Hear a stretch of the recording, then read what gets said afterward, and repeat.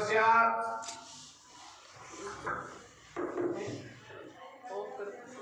कार्तिक तथा अन्य मासों में किए जाने वाले इन पवित्र व्रतों की जानकारी प्राप्त करने के बाद में नारद जी के मन में ये जानने की अभिलाषा हुई, जागी कि कार्तिक मास के लिए सर्वश्रेष्ठ व्रत कौन सा है। उन्होंने इस बारे में ब्रह्मा जी से पूछा। ब्रह्मा जी ने उत्तर में कहा, हे पुत्र, अब मैं तुम्हें उस परम गोपनीय और अटल फलदायक नक्त व्रत के बारे में आपको बताता हूं, जो सुख सौभाग्य और मोक्ष के साथ साथ स्त्रियों को अटल सुहाग भी देता है। परम पवित्र और पाप नाशक इस नक्त व्रत को विधिवत करने से सौभाग्यवती स्त्रियां मनवांछित फल प्राप्त करती हैं। इसलिए यह नक्त व्रत सौभाग्यवती स्त्रियों को अवश्य ही करना चाहिए। इस व्रत की इतनी महत्ता को सुनकर के नारद जी के हृदय में इसके विधि विधान को जानने की अभिलाषा जागृत हुई कि महाराज कौन सा वो व्रत है। नारद जी की जिज्ञासा शांत करते हुए ब्रह्मा जी मुस्कुराकर कहने लगे,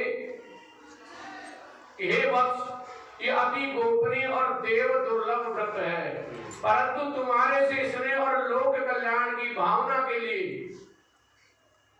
कार्तिक मास में इस विशिष्ट व्रत के बारे में आपको बताता हूं कि व्रत करने वाला आश्विन शुक्ला पूर्णमासी को, जो पूर्णमासी नहीं है, पूर्णमासी को प्रातः काल उठकर शौच आदि से निवृत्त होकर दंत मंजन आदि करके इसके बाद दो नदियों के संगम स्थान पर सरोवर, कुंड, तालाब या कहीं कुएं पर जाकर स्नान करें।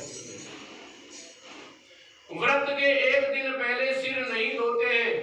अगर कोई व्रत आए तो उससे एक दिन पहले सिर नहीं धोए और व्रत के बारे में दिन विधि पूर्वक स्नान करें और पवित्र भावना से विधाता से स्मरण करें, व्रत का संकल्प करें और कहे कि हे जगत के रचयिता, हे कर्ता, आप कृपा करके मेरी पति देव की रक्षा करना, मेरी संतान की वृद्धि करना।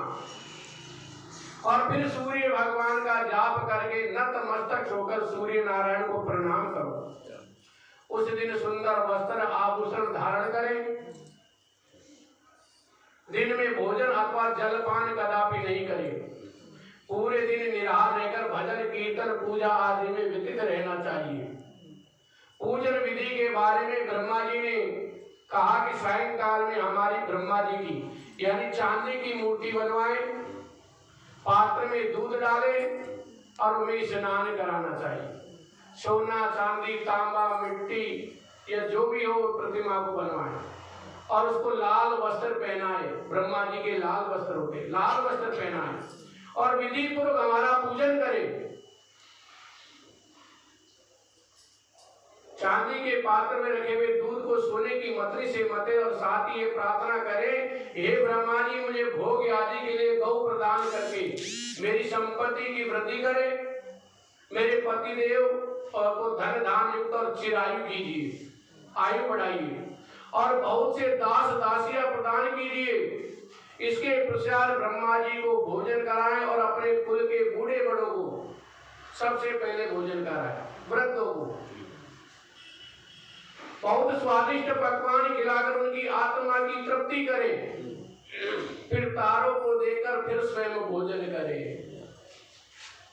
ये आश्विन पूर्णमासी को किए जाने वाले ब्रह्मा जी का एक नक्त व्रत है। ये व्रत सब प्रकार के पापों का नाश करने वाला और समस्त कामनाओं को पूर्ण करने वाला ये व्रत है। ज्ञानी पुरुषों को मुक्ति देने वाला है। भगवान जप तप तीर्थ स्नान से उतने प्रसन्न नहीं होते जितने कि इस नक्त व्रत से प्रसन्न होते हैं। जो ब्रह्मा जी के आगे इस दिन कर्पूर जलाता है उसको बड़े बड़े वृक्षों और गौ का दान का फल मिलता है। उनके कई कुल वैकुंठ में वास करते हैं। जो केसर और कस्तूरी सहित कर्पूर अर्पण करते हैं उनके कई वंश ब्रह्म लोक को प्राप्त होते हैं। हमारा ब्रह्मा जी का मंदिर कहाँ है पूरे इंडिया में? पुष्कर जी, एक ही मंदिर है पूरा।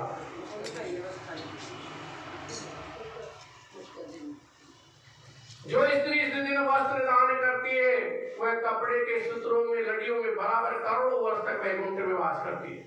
गहने दान करने से ब्रह्मलोक की प्राप्ति होती है। जो स्त्री हृदय में ब्रह्मा जी का नाम भी ले लेती है, उन्हें सर झुकाकर प्रणाम करती है और मस्तक पर निर्मल वस्त्र धारण करके वो सदैव सौभाग्यवती बनी रहती है।